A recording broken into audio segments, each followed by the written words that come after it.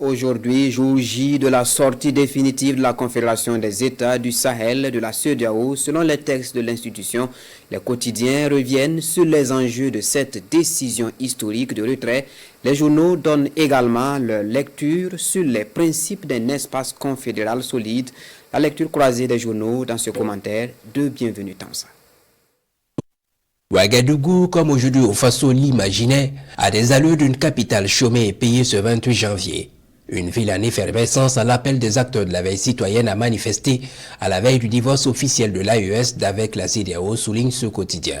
Et nous voilà donc à la veille de la date butoir du 29 janvier. Aujourd'hui au Faso parle d'une date charnière, une date de bascule car d'un côté, il y a la CEDEAO qui jusqu'au bout aura cru que le Mali, le Niger et le Burkina Faso ne concrétiseraient pas leur ambition de retrait et de l'autre côté, une AES qui dès le départ et jusqu'au bout maintient sa position. Pourtant, de toute évidence, demain, la séparation se fera et il y aura deux entités appelées à coexister et même à coopérer, laisse savoir ce journal. La volonté d'indépendance et de souveraineté des États de l'AES est sans appel face à une organisation perçue comme inefficace et déconnectée des réalités sahéliennes, ont-ils clamé à maintes reprises, rappelle le journal Le Quotidien.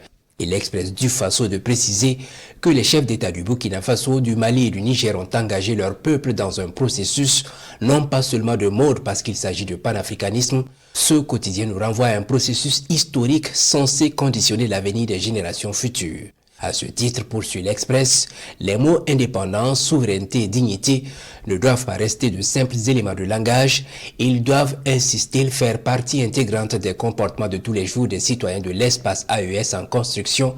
Mieux, ils doivent être des valeurs à défendre et des objectifs à atteindre absolument.